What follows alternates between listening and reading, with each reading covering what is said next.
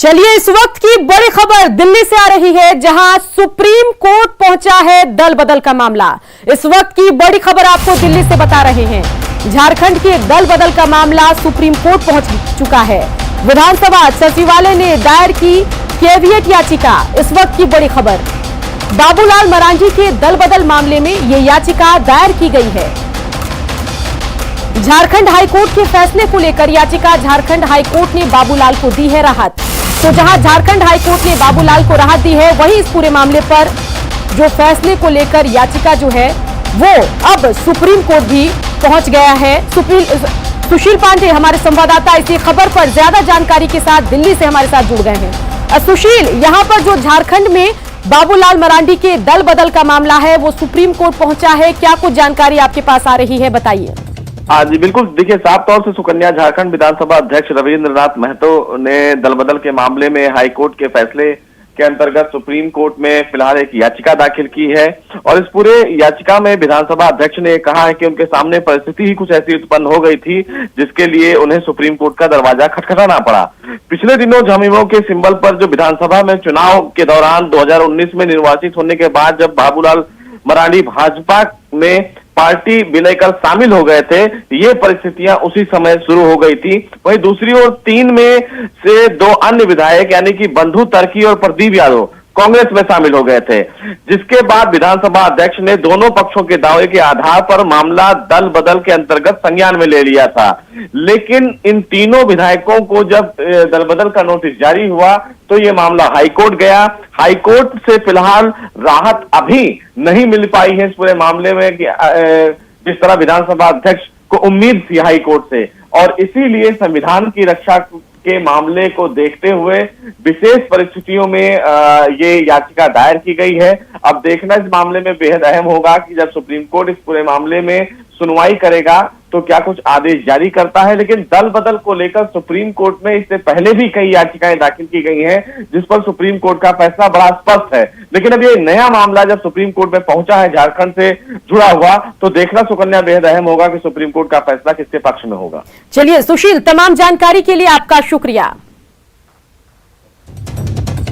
Cyber अपराधियों के खिलाफ देवघर पुलिस को एक और बड़ी कामयाबी मिली। पुलिस ने अलग अलग थाना क्षेत्रों से 14 साइबर अपराधियों को गिरफ्तार किया, जिनके पास से 22 mobile, 30 SIM card, 21 ATM card, 16 passbook, 10 chequebook, 2 laptop, 4 swipe machine के अलावा एक बाइक और एक कार बरामद की गई है। साथ ही आरोपियों के पास से 52,000 रुपए कैश भी मिले हैं। गिरफ्तार अपराधियों में एक सीएसपी संचालक भी शामिल है, जो मुंबई में साइबर अपराध से जुड़े एक मामले में पहले भी जेल जा चुका है।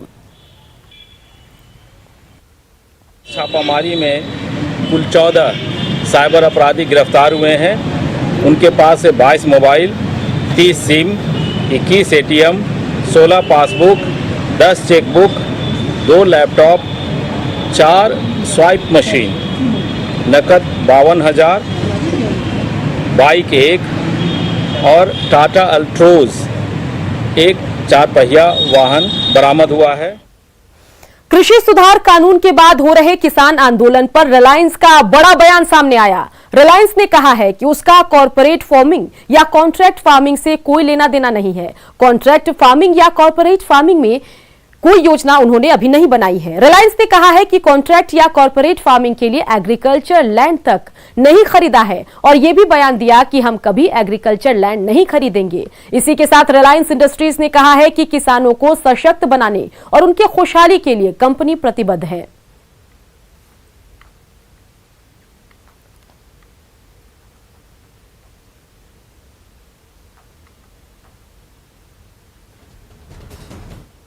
रिलायंस की ओर से कॉर्पोरेट या कॉन्ट्रैक्ट फार्मिंग नहीं करने और कभी भी एग्रीकल्चर लैंड नहीं खरीदने की घोषणा का बीजेपी और कांग्रेस ने स्वागत किया। प्रदेश बीजेपी प्रवक्ता प्रतुल शाहदेव ने कहा कि इस निर्णय का पार्टी स्वागत करती है और विपक्ष के भ्रामक प्रचार का यह सटीक जवाब है। वहीं कांग्रेस के प्रदेश प्रवक्ता राजीव रंजन ने भी रिलायंस के बयान का स्वागत किया। उन्होंने कहा है कि असली लड़ाई एमएसपी को लेकर है।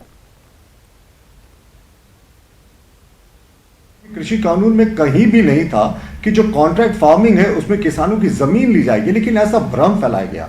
हम लोगों ने बहुत बार इसे क्लियर भी किया और अब कॉर्पोरेट हाउसेस खुद सामने आ रहे हैं। तो मुझे नहीं लगता कहीं भी कोई 1% कंफ्यूजन की गुंजाइश है।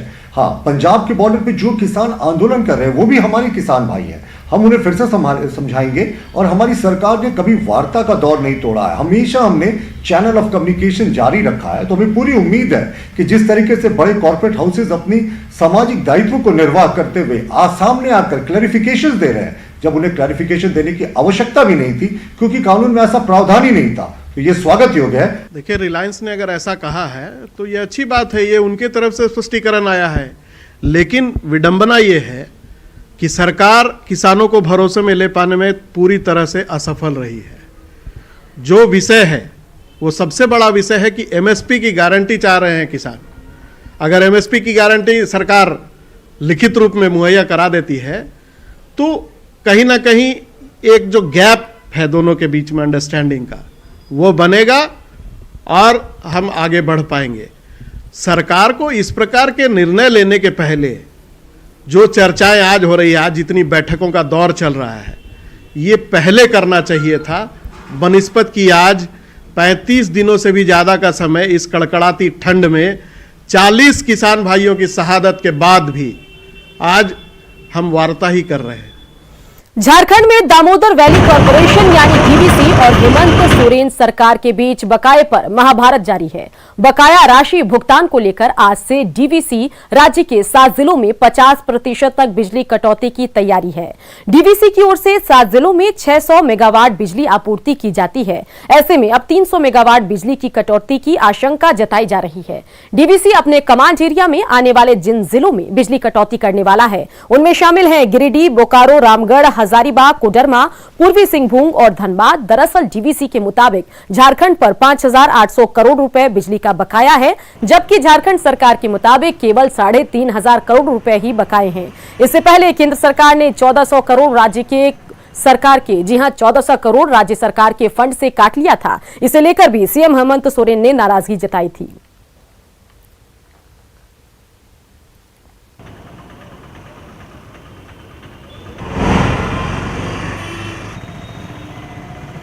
बर्ड फ्लू को लेकर झारखंड सरकार अलर्ट है। पशुपालन मंत्री बादल पत्रलेख ने कहा है कि हालांकि अब तक राज्य में बर्ड फ्लू के एक भी केस नहीं मिले, बावजूद विभाग अलर्ट है। उन्होंने लोगों से एहतियात बरतने की अपील की। ये सोच आपका जो है ना बहुत बड़ा। अभी तक यहाँ कोई ऐसी रिपोर्टिंग नहीं है, लेकिन चूंकि पूरे राष्ट्र की बात है, महामारी है और हम संवेदनशील हैं, चीज़ों को ऑब्जर्व कर रहे हैं। ज़रूरत पड़ी तो टास्क फोर्स भी बनाया जाएगा और हर हाल में जो महामारियां आती है उसके खिलाफ तैयारियां भी होती है।